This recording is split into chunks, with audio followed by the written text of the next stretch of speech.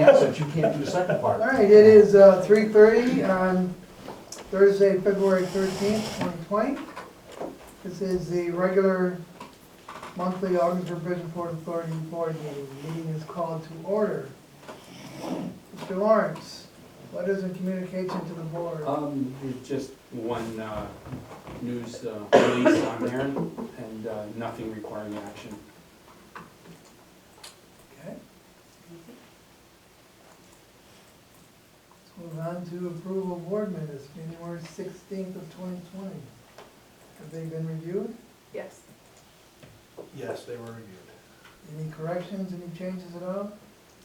Nope, I found them to be good. And you would make a motion? I would move that we accept them. Second? Second.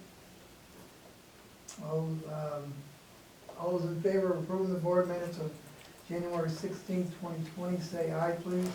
Aye. Opposed? They are approved. Reports, presentations, and reports. Mr. Lawrence.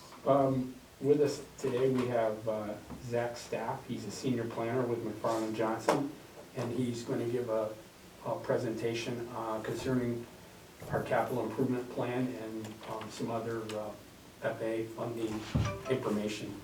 So, Zach, you want to go? Sure. Thank you for coming. Absolutely, happy to be here.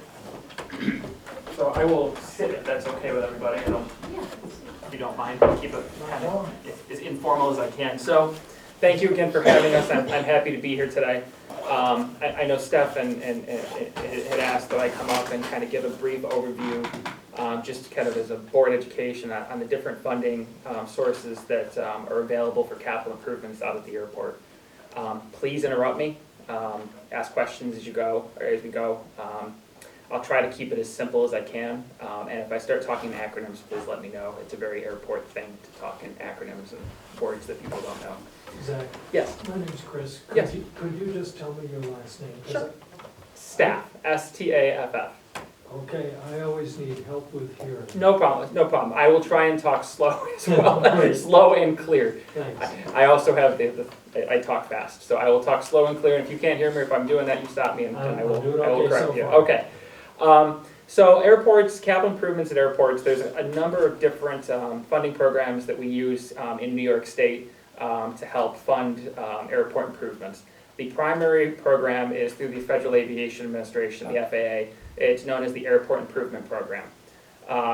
That program is funded through the Airway Trust Fund. And that trust fund is funded through overflight fees that international airlines pay the FAA for the ability to fly over the country and not actually land here, as well as through fuel taxes and ticket taxes. So generally, it is not directly funded except for through the ticket taxes by any of the passengers here, other than that tax they pay that they would be paying when they flew at any airport. Through that program, the airport is allocated $1 million per year of entitlement funding. So those funds are allocated because the airport has reached 10,000 enplanements per year. If that ever dropped back below 10,000 enplanements, and before Allegiant started service here at the airport, it was almost always below 10,000. The airport then received 150,000 in entitlements a year. So a big jump in available funding for infrastructure improvements. The other pot of money that's available from the FAA, it's still through the Airport Improvement Program, so you have the $1 million that you're guaranteed to have every year. There's also a discretionary pot of funding that's available from the FAA, and that the airport would compete on a nationwide basis for those funds. Everything with the Airport Improvement Program is ranked based on what the FAA calls the National Priority Ranking, so that it's a complicated formula with a lot of multiplications and divisions. But essentially what it does is it identifies to the FAA exactly where projects fit within their priority.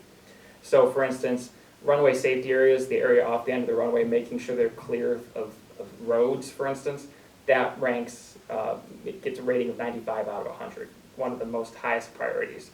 A terminal improvement would rank typically in the 40s. So it would not compete as well on a national basis against other projects.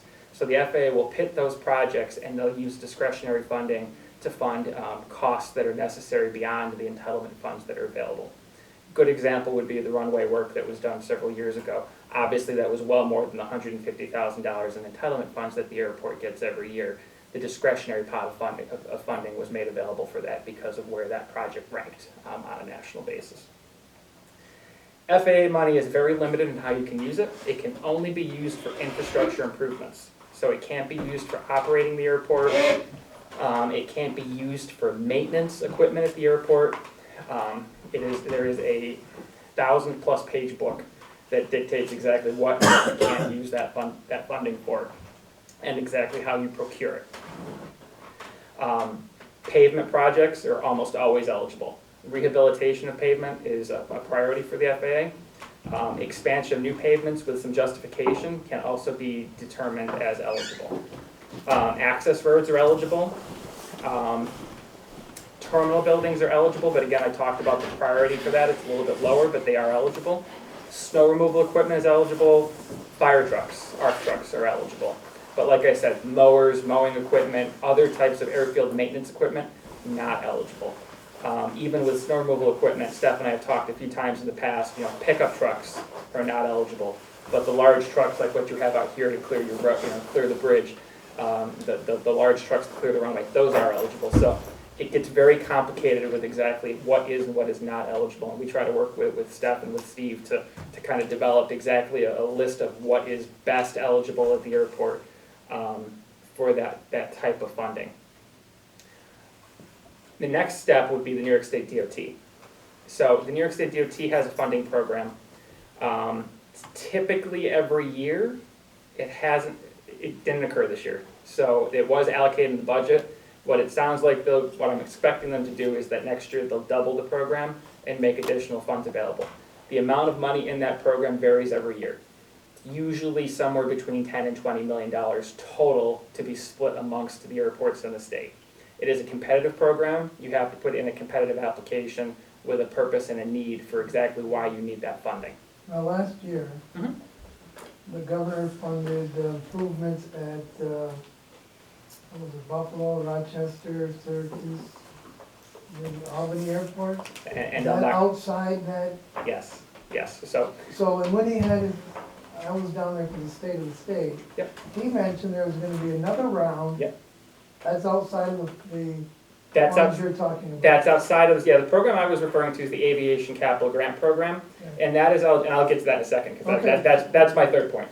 So the second point is the Aviation Capital Grant. That happens like I said, typically every year. It's almost always funded in the budget. Again, $10 to $20 million typically, potentially split amongst the commercial service airports like Ogdensburg, as well as the GA airports like Potsdam, are eligible for those.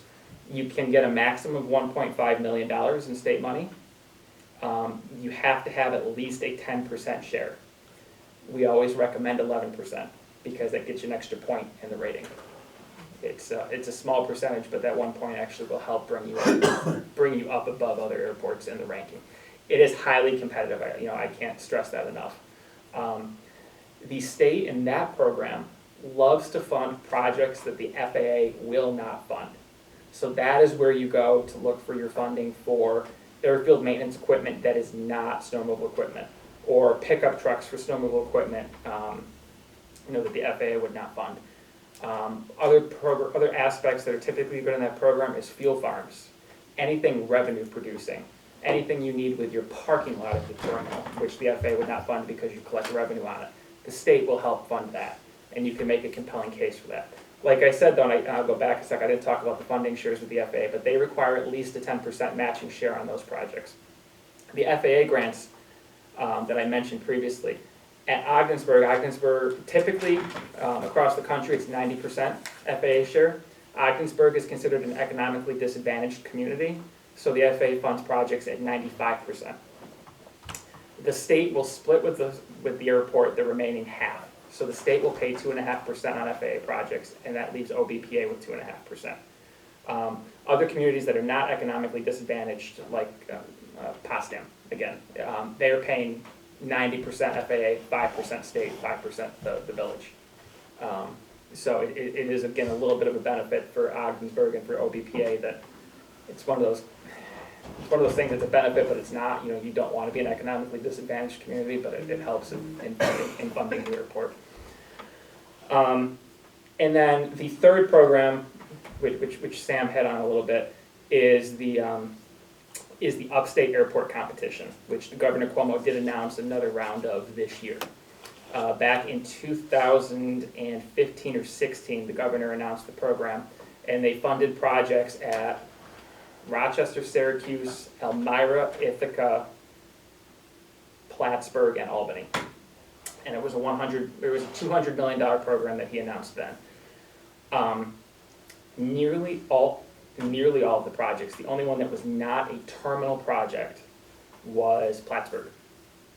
And that was a GA Customs building and another couple, more of a hodgepodge of projects at the airport. But the remaining projects were all related to the passenger terminal or the parking lots. Albany built a parking ramp. Elmira essentially built a brand new terminal. Syracuse built a new gateway to their terminal, new front facade. Typically what we see with those programs is they are very, very much focused on the passenger experience at the airport. And that's the key aspect. We had thought they might be jobs focused. We don't believe they, based on the projects that did win, that jobs was not a component of it, which we were surprised by, but it is very much the passenger experience that is emphasized in that program. As was mentioned, the State of the State did include a reference and a recommendation for a $100 million program in this year's budget. So obviously it hasn't gotten through the budget yet. We don't have any details on what the funding for that might be. The round a couple years ago was $40 million grants, essentially. They did 4 $40 million grants, and then the rest of the grants were smaller amounts to get up to that full $200 million. And that is 100% money. There is no local match required for that. It's recommended you have a local match. It's recommended that you have a diverse funding stream for it. That could be using some FAA money or some other funding streams, but there is no local match required. A couple caveats I will forewarn you on, though, with that program. It is a full reimbursement program. You have to make the expenditures. You have to show a copy of the check. You have to fully expend the funds, so it's very cash intensive. You have to, it's some pretty hefty checks that need to go out because they typically have high turnaround times. Most of the projects funded in the last cycle had a two-year period from the start of the engineering work, the design, to when it needed to be open. So once you actually get to construction, you're talking less than a year, possibly 6 to 9 months of actual construction. So if you're doing $10 to $15 million of construction, those are some pretty big checks that are churning. So that's something that has to be considered. Cash flow and the ability to have the cash flow is very important. The other aspect is just purely the speed. They are very fast, typically. The state likes to work quickly on those projects. They will push the limits on making sure that we get things done quickly, that if OBPA were to pursue one of those, that it gets done quickly and expeditiously. So it will be very intensive on your staff as well, working to make sure that everything is done, as well as in your fairly small terminal, trying to keep it as functional, if you did a terminal project, keeping it as functional as possible. Obviously, again, we don't know much about that program yet. We know it was in the budget. We know what happened a few years ago. There's only $100 million this time, so it could be smaller grants. Like I said, last time it was 4 of the grants were $40 million. We expect this will be a smaller portions, possibly 20, 25, maybe 30. We don't expect it to be 240s and whatever's left. So we don't know yet. We'll know soon. Definitely by the time the budget's approved, we should have a better idea. But that is definitely something the authorities should keep in mind, especially with the lack of local match. That there's a lot of things to weigh. But if there's anything we need to do to help with an application for that, we're absolutely willing to help. The last funding program I just want to touch on real quick is the passenger facility charges at the airport. Every time a passenger books a ticket, they pay a fee to the airline. They pay $4.50 to the airline. The airline collects it on OBPA's behalf for every person that boards a SkyWest or a Allegiant plane at the airport.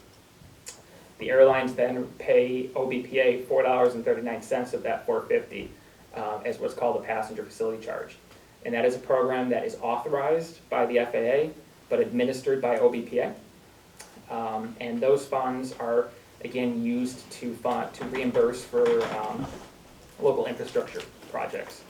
Eligibility to collect PFCs, so it always goes back to the AIP, Airport Improvement Program eligibility, so you always use PFCs to pay back for those infrastructure improvements. So if it's AIP eligible, if you could have used AIP funds for it, Airport Improvement Program, you can use PFCs for it.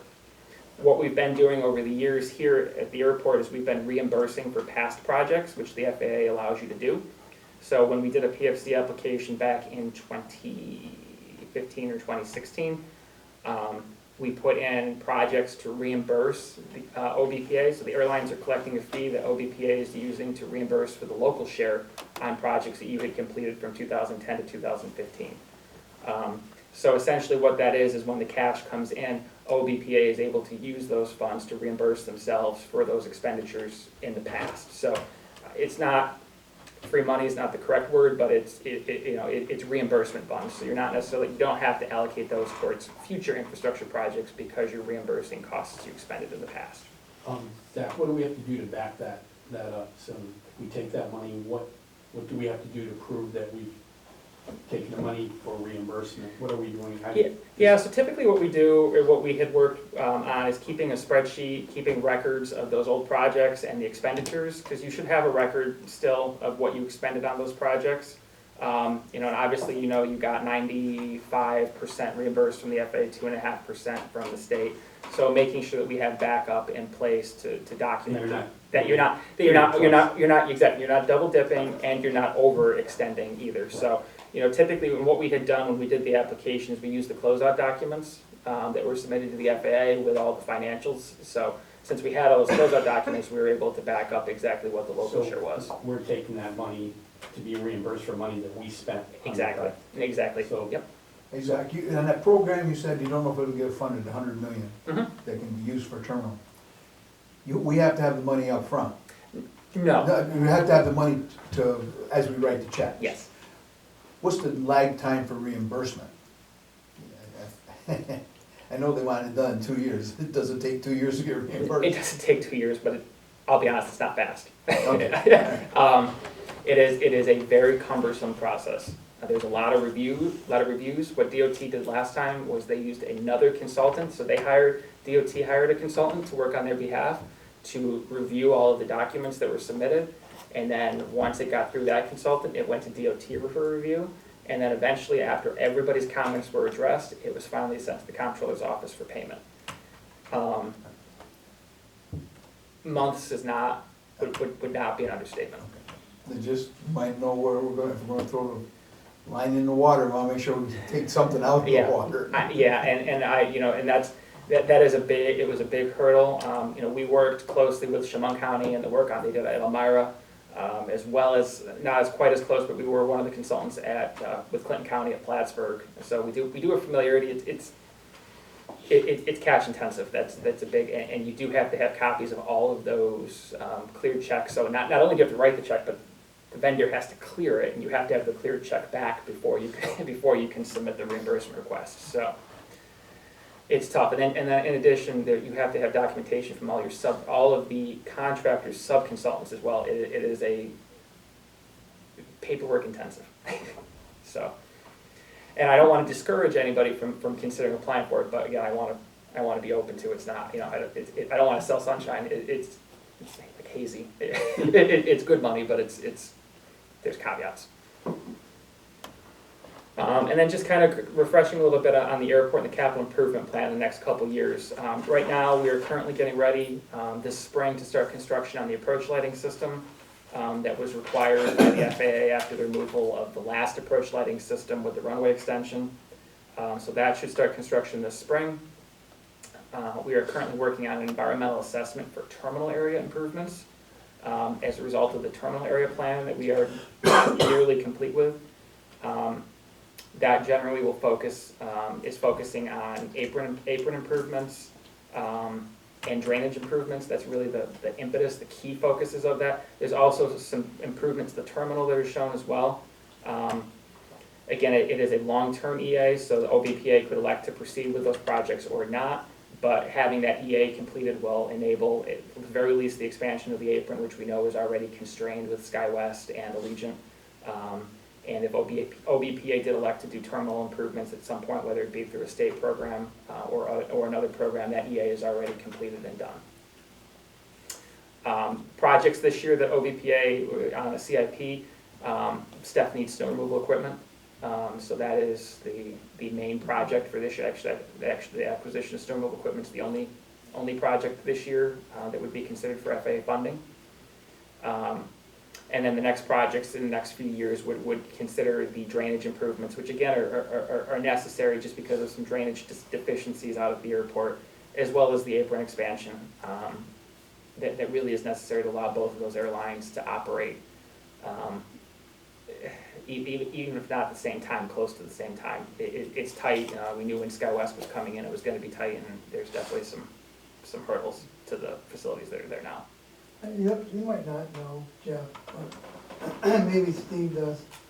There was a discussion at one point regarding the city of Ogdensburg extending out water and sewer on 812. Do we know where that is? We had issues with our route going to State Highway, but we do have an agreement with the city, the school district, and the city for a pump station to go out to, basically go out through the rescue squad right over toward the dome, and then go down that right of way there. And also we tie in water right there, and then that was kind of the final where we were. We'd have to bore under 37. The funding was the issue with that. We had all that done through Tisdale, and did all of that. Our original thing going out to 812 was turned away by the state of New York because when we go underneath the underpass, we would have been undermining some of those, the piers there. Right. So we'd be out on the road, it was an issue there, and we just couldn't work around it, so we came up with it. It was a more expensive way, but we do have the plans in place. But if the city, through whatever funding, goes from, I'm assuming it would be State Street, the end of State Street, out on 812, we would just, there's a possibility we could tap into that as it goes by the airport on 812. Sure. But we don't know where that is. Not yet, they're doing survey work on that. So you don't know. No, I had heard about the survey work that they were working on. It's a regional thing, I think tying in Dasadachi and all that. I Right. know that was talked about last summer, Right. but they did. Isn't that plan pretty much committed that they are gonna tie in Oswegatchie and Ogdensburg? I can't say for sure, but I thought it was pretty well along, and then we were an added part to that, Yes. that was a plus to the whole thing Mhm. there. And we would just go from those tie-in points, wherever they located that. Right. And I haven't seen any drawings or any survey work yet, but I think you told me they were out there today. Actually, the surveyors are out today looking on their own airport property today. They told me they were Yeah. updating plans for the sewage expansion. And once again, this is, I don't want to say rumor, but it's just through word of mouth. They expect a project to be going on this summer. Maybe we can offer them access across our property. Well, maybe we can work something out. Yes. We need to have a meeting, you know, regarding Leo. And while we're doing that, we should talk about Yes. that sooner than later. Again, obviously, there's something going on. Mhm. If it's cost effective for us in the city, if they're going out 812, I think we should pursue that. Now, how that changes anything we had planned for tapping in where the athletic fields are, that would change that. Yeah, and I mean, I know we had put in some applications with DOT twice, I think, Right. actually, for that extension to the athletic fields, and Nothing. nothing came of it either way. So in any event, if this does come to fruition, however it's designed, it's gonna bring it much closer Right. in any event, so. And we did come off of the new terminal beyond our roadways and everything outside, that's kind of where the roadway, you can see where we've done that up. And we've got a connection point for a pump station, or it would be a tie-in maybe to a gravity line, and then beyond that is we have a water line feed that it's just ready to be hooked up, so you could go either way, you could go to 812 or straight on there, so it wouldn't, other than, tearing up along the roadway there, or that outer parking lot, it wouldn't affect the passengers so much, so we didn't want to have to tear everything up in front, so that was part of the plan when we did the terminal back in 2016. Good, good. Thank you. And just one last thing with the terminal, like I said, we are finishing up the terminal area plan. Couple minor tweaks, there's been some discussions with the FAA on some comments they had, but that is nearly complete. Again, the terminal area plan that we're developing with terminal expansion is a long-term project that OBPA can pursue as desired, but having it on the ALP will enable you to go after funding or other things long-term. So, obviously we have the CIP, the capital improvement plan, working through, previously Wade and staff to line it up, but kind of focusing on some of the more immediate needs. And again, keeping that terminal expansion on there in the 5th year, you can keep at the 5th year if you want, or you can keep moving it up. But I know there's a lot of improvements that are needed out of the airport, and it's important to keep it on the plan in case something were to happen. There's 2 startup airlines, in the mills, and you'll never know if they want to be near Ottawa or not. So, things could change quickly someday. So it's good to have that planned. Do you know who they are? One of them, are you referring to Breeze? It's Breeze Airlines. It's their Spin-off of JetBlue. it's the same guy that founded JetBlue and also founded WestJet, and Azul Airlines in Brazil. So he's got a pretty strong track record with starting airlines from scratch. And his business plan, still loose, but is connecting small to medium-sized cities with small to medium-sized cities. So, ultimately, I doubt this would be a first stop, but it's something that could be a consideration long-term. It's a different kind of model from Allegiant. So Allegiant runs, obviously, they're running A320s typically. This airline is going to be running, they've currently acquired Embraer 195s, which have about 115 seats, so smaller. And they are acquiring hundreds of new Airbus A220s, which also have about 120 seats. So it's a slightly different clientele and different market, but they're looking again for those secondary airports, kind of like the Allegiant model used to be, going from small city to small city almost. Zach, WestJet flies out of Ottawa, do you think he would, Nope. that wouldn't matter? No. So he'd just have it on its own, Yep. Yep. own competitive Yeah, model? and there's another airline that's unnamed that was in Money. It was one of the major trade magazines, Money. I think it was Money magazine. It's being founded by one of the former executives from Allegiant, actually. That's a startup as well. So, the last I was listening to, it was an airline industry podcast. They were referring to the last successful startup in the U.S. was JetBlue. So obviously this gentleman has a track record. Mhm. So, it's an ambitious plan, but again, a place like Ogdensburg would be ultimately, if he's looking at trying to get near that Canadian market, would be ideal. So You got that stuff? Mm-hmm. Good. Just checking. so I read an article on that just the other day. I think we approved the plan in December. When can we modify that again if we would like? you can modify your airport layout plan. So the airport layout plan is your final plan. That's approved by the FAA. We're in the process of finishing the most current revisions of the terminal area plan up. You can update your plan, as you deem fit. It's your plan.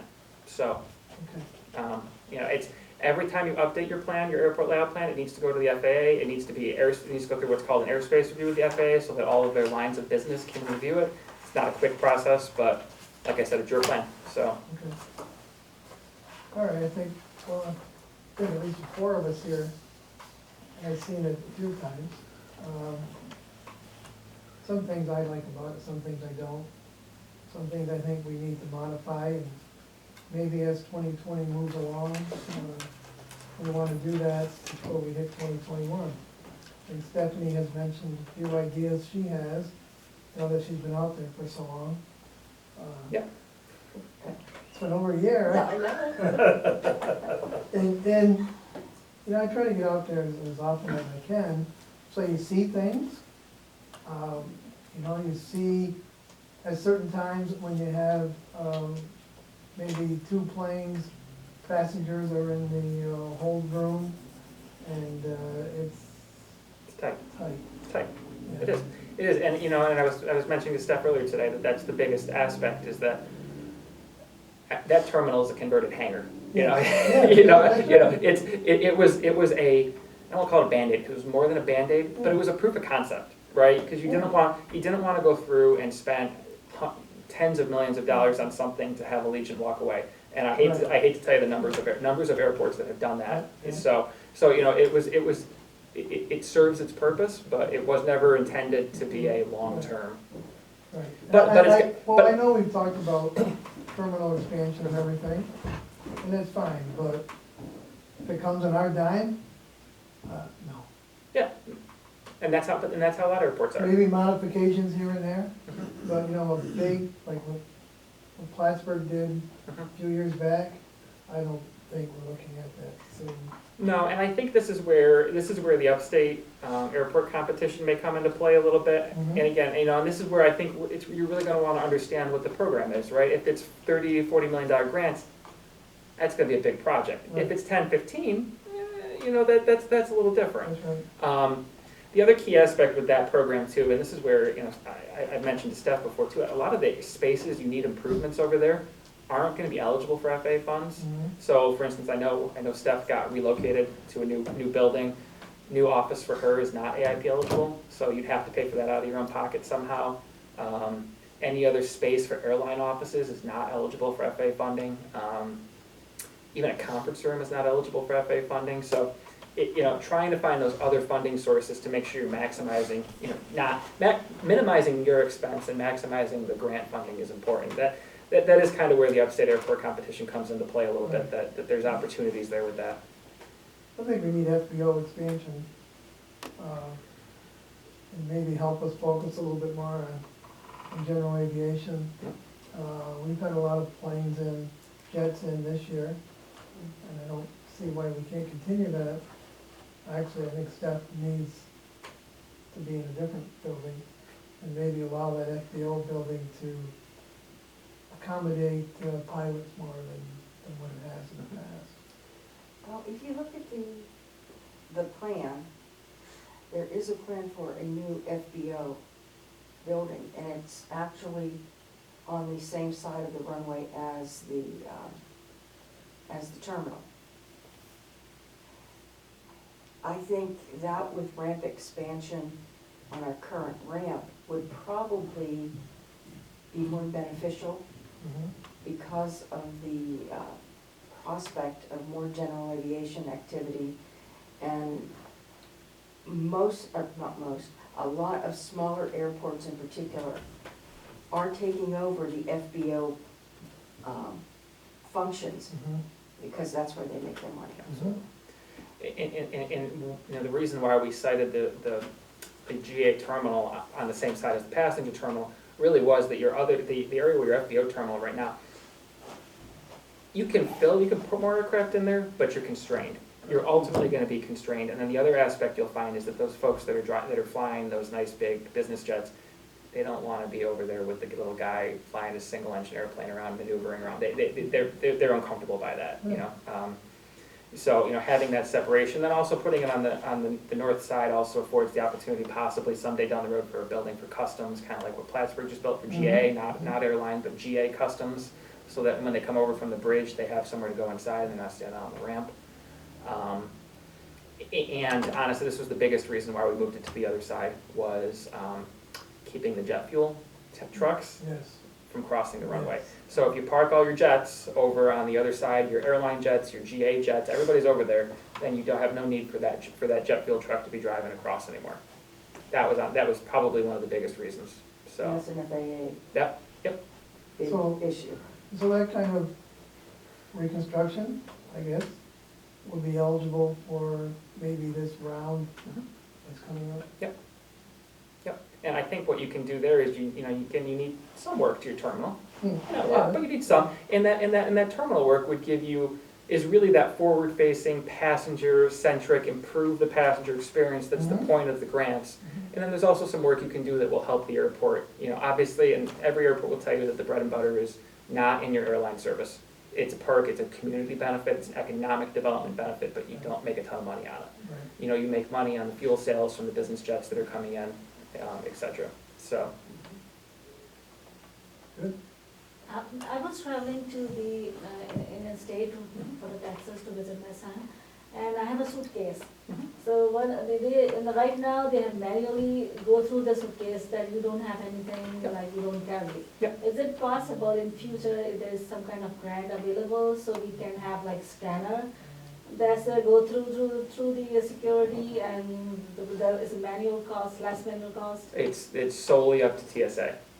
Yeah. TSA funds all of their own equipment, so. Okay. So, yeah, obviously you don't have space for that here, so that would have to be something, you'd have to, and if you did any terminal work, you would coordinate with TSA, and they may say, no, this will never be a station where we're gonna have one of those equipment, so you do it that way. They may say, oh yeah, we wanna have an inline baggage screener where it'll just go through.